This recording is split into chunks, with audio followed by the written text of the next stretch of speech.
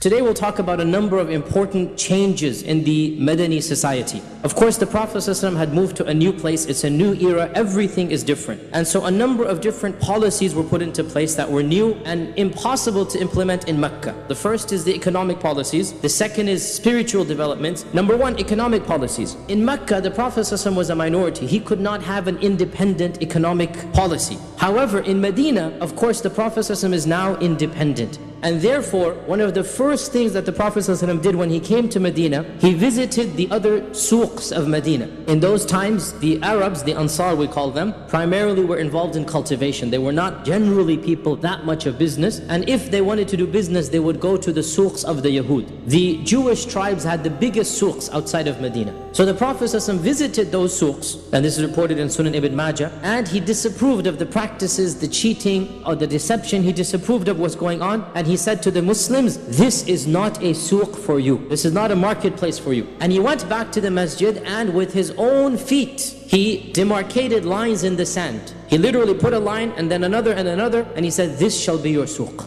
And he instituted a souq towards the west of the masjid. And he said, this shall be your souq, so let it not be diminished, and let no one tax the people in it. What new policies did the Prophet ﷺ bring? This is many different books and many different topics can be written. As you all know, he banned the practice of interest. Well, one of the most important things he did, he linked buying and trading to religiosity, to spirituality. He praised honesty and he criticized dishonesty, and he said that the righteous businessmen will be blessed on the Day of Judgment. He said that those who cheat and lie is not of us. And then, of course, he also demanded a certain code of conduct. For example, the Prophet ﷺ forbade cheating and lying, swearing false oaths. He forbade hiding defects, and he used to monitor himself. He would walk in the souqs that he instituted. And he once found the famous hadith in Bukhari. He found a date seller who had good quality dates at the top of the bag. But the Prophet ﷺ knew, Jibreel told him what's inside. He put his hand inside and he pulled out rotting dates. Because he wanted to sell the bag,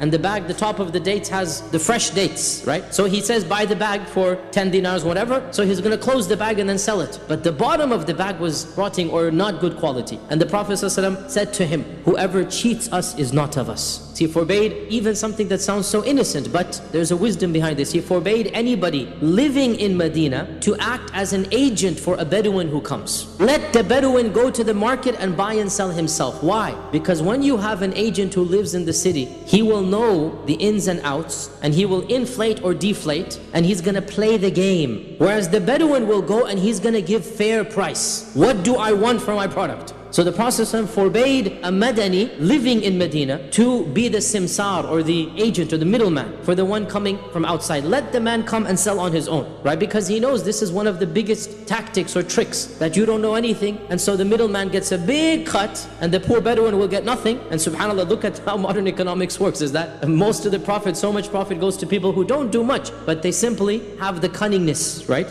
And the Prophet ﷺ forbade this. Very early on, the Prophet ﷺ rejected the aswaq that were there, and he established his own souq with his own Islamic, of course, Islamic Sharia, of course, being fulfilled there. And of course, this souq flourished, and therefore, when the Jewish tribes were expelled one by one and their souqs obviously collapsed, by the time they were expelled, they didn't care about them because they had their own independent souq up and running. So, financial independence, the Prophet ﷺ stressed it from day one, such that when other economies collapsed, it didn't affect the economy of Medina. Also spiritual practices. As soon as the Prophet ﷺ immigrated, one by one the major commandments came down. Within a year, pretty much the entire Sharia of ibadat had been revealed, except for Hajj. Hajj could not be revealed because you can't do Hajj, because Hajj is enemy territory, right? So Hajj is revealed, 9th year of the Hijrah, Abu Bakr goes and does it, 10th year, the Prophet ﷺ does it. Hajj was delayed. But the other pillars, the Ramadan of the year of immigration, nothing happened. There is no Sharia for fasting. Next Muharram, so 9-10 months after the Hijrah. Next Muharram, on the 10th of Muharram, the Prophet ﷺ made the fast of the 10th of Muharram wajib. Of course, we now know it's not wajib. And the Prophet ﷺ made a decree that whoever ate breakfast in the morning, let him not eat for the rest of the day. Today is going to be wajib to fast. So the first obligatory fast was the stepping stone, one day only. Let them get used to it.